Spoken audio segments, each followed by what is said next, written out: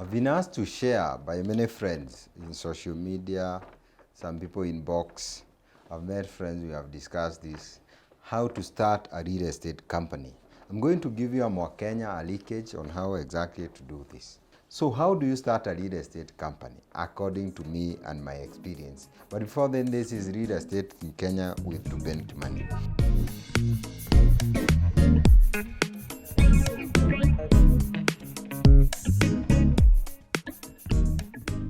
Basically, how do you do a business plan for a real estate company? Of course, you can go dig deeper, research, and find out how to do a business plan for other companies. But this will help you understand why you need to be more serious when starting a real estate company. Of course, we have started username. We've been here for 8 years serving Kenyans. We have delivered thousands of titles, more than 10,000 right now, done so many projects, and we have learned many things. So I did a business plan in 2013. It was very basic by then. I did not know this plan would help me. Some of the crazy things I wrote there have become to be true. I never knew they would. But I would suggest you have a business plan of sort. A business plan is a document that helps you with a plan, puts all your mind into a document. It also helps you connect the dots. There are people who think they know everything, but my friend, you don't. You will understand why I'm saying this, because you will realize there are gaps that you need to fill for you to be successful. A business plan forces you to write that down, and by doing so, most likely you reduce the number of mistakes you'll make. What are the contents of this particular business plan before I go forward?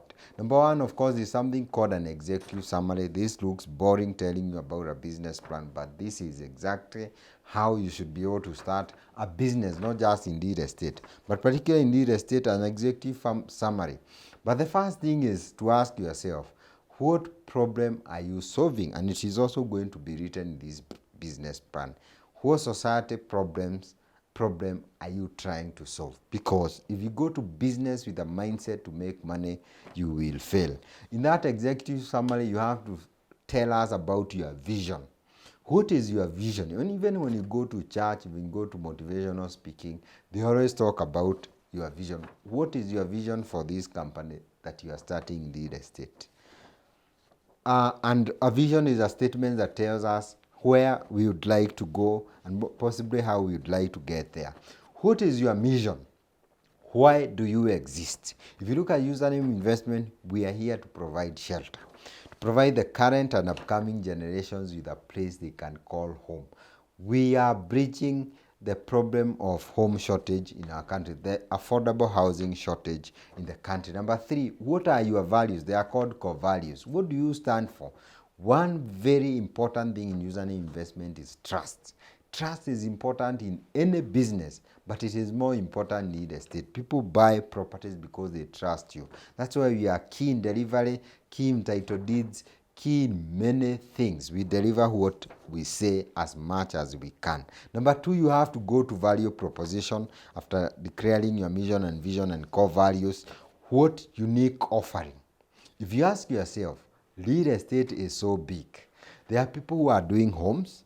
It can be residential. There are people who are doing commercial. These are offices, for example, even commercial, residential, where you rent them out. There are people who organize homes expo as well. There are people who do project management. There are all manner of people in real estate. There are so many subsectors. Where do you want to focus on? Of course, we have people like architects, we have surveyors. Which area are you focusing on?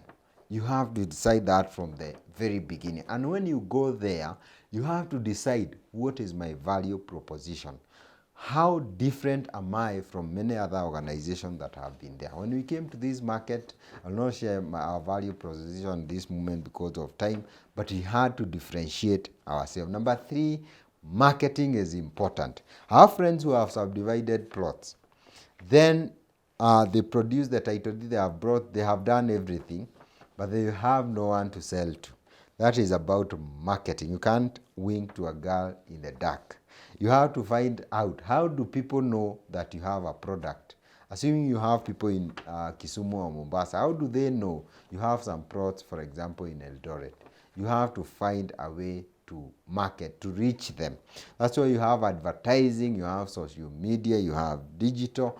How exactly are you going to market your product or your land or your homes? You have to think that from the beginning. I've seen, especially in farming, I've seen people farming tomatoes, farming cabbages, many other things without knowing where they are going to sell, or at that point in time whether there is a market for the products they are selling.